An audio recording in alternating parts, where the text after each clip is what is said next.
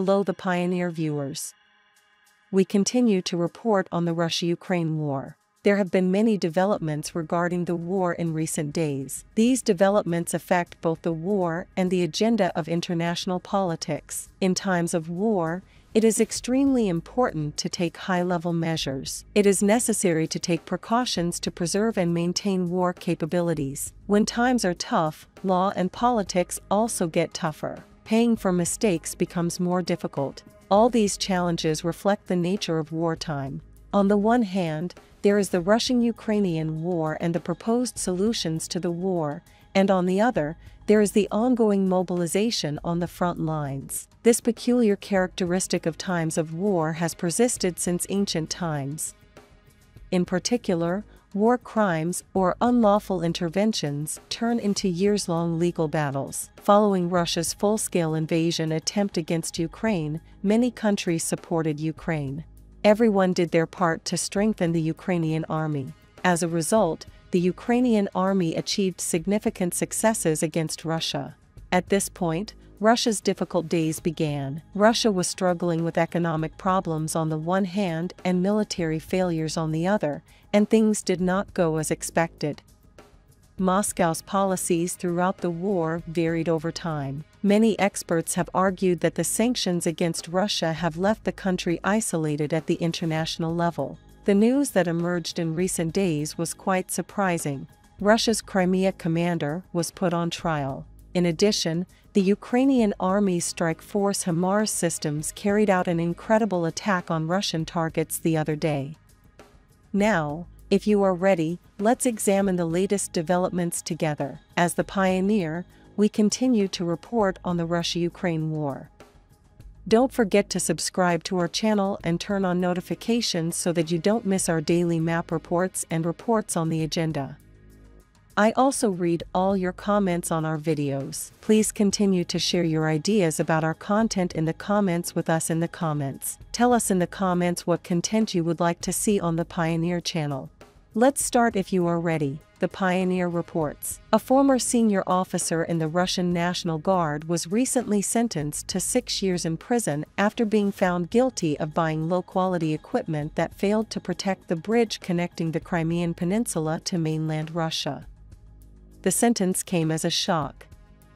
The Russian public's suspicions about the military have been raised and there has been a backlash. According to reports, Colonel Sergei Volkov supported the purchase of 2 radar air defense systems to protect the Kerch Strait Bridge from Ukrainian drone attacks. The bridge, which serves as a key supply route for Russian forces fighting in Ukraine, has been targeted by Kiev for months. Ukrainian army offensives in the area are causing a lot of damage and breaking Russian influence in the region. The 2 Ural 2020 radar systems were also intended to protect a gas pipeline running between southern Russia and Crimea and were reportedly purchased by Volkov for around 400 million rubles. Russian prosecutors said the colonel knew there were problems with the equipment to combat Ukrainian drones, namely that the systems were unable to suppress the vehicle's signals. It is believed that the Russian military was deliberately undermined. The colonel was first reportedly detained in March 2023. Ukraine carried out successful attacks against the Kerch Bridge in October 2022 and July 2023. As a result of the Ukrainian attacks, the Russian presence in the region was seriously jeopardized. Volkov was found to have abused his position under the Russian Criminal Code and was sentenced to 6 years in prison the other day. Prosecutors initially sought a 7-year sentence for the colonel, who pleaded not guilty in the case. Volkov's lawyer, Vladimir Andrusenko, has previously said that the Russian Guard purchased the Ural systems from a manufacturer with a monopoly on the type of equipment sought by the military.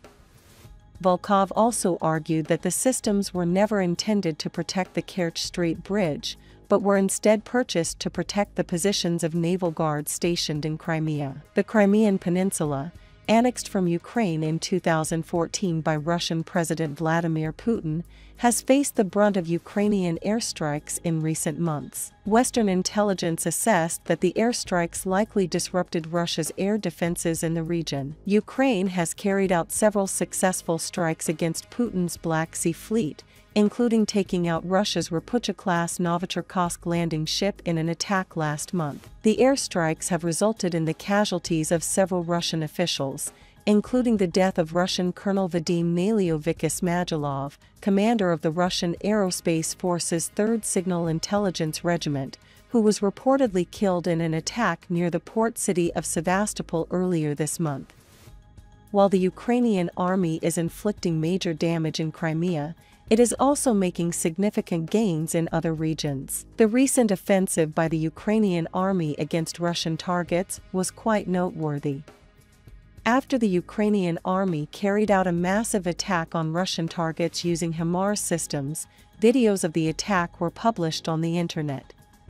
The Ukrainian army's performance in the attack shows the strength of US and Western support. Thanks to this support, the Ukrainian army is fighting against Russia in a very strong way.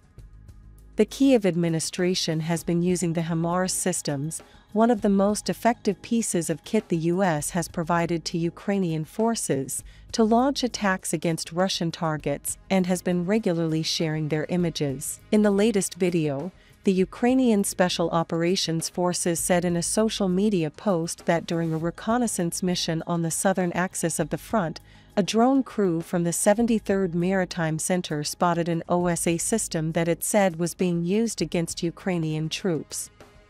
The 933 OSA is a highly mobile, low-altitude, short-range tactical surface-to-air missile system. The footage shared was a short clip of black and white drone footage showing a target hidden among trees in a field. The video clearly shows the images and smoke billowing from the explosion.